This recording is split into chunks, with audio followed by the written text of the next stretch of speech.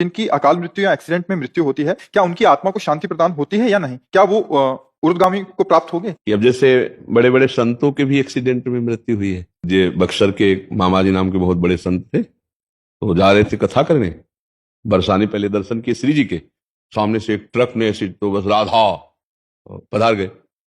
तो अब इनकी कोई आत्मा को अशांति थोड़ी है, तो भगवान के पार्षद है, भगवान में गए, समझ गए। अब जो पापाचरण कर रहा है तो शरीर छूटने के बाद उसको वैसी गति मिलेगी। खास बात मृत्यु कैसे हुई इससे मतलब नहीं है, खास बात है उसने जीवन कैसा व्यतीत किया। एक आदमी है अचानक बैठा हुआ, दीवाल गिरी, मर गया, उसे आप अकाल मृत्यु कहेंगे, लेकिन अब उसने जीवन कैसा व्यतीत किया है। अगर जीवन भजन में व्यतीत किया तो भगवान को प्राप्त होगा, और जीवन गंदा व्यतीत किया है तो उसके गंदे आचरणों के कारण उसका जीवन का परिणाम। केवल मृत्यु की घटना से कोई उन्नति या उन्नति का विषय नहीं होता, उसके पूरे जीवन से तारतम्य जोड़ा जाता है। मृत्यु की घटना तो पहले से निश्चित हो चुकी होती है, हम जिसे अकाल मृत्यु कहते हैं वो भी निश्चित हो चुकी होती है।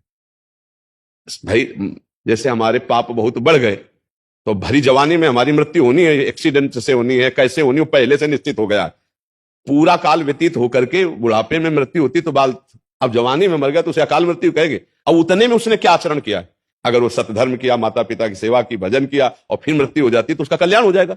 और उसने पापाचरण किए, मनमानी धर्म विरुद्ध आचरण किए, तो चाहे वो गंगा में मरे वो नरक ही जाएगा, उसकी दुर्गति ही होगी। बात समझे?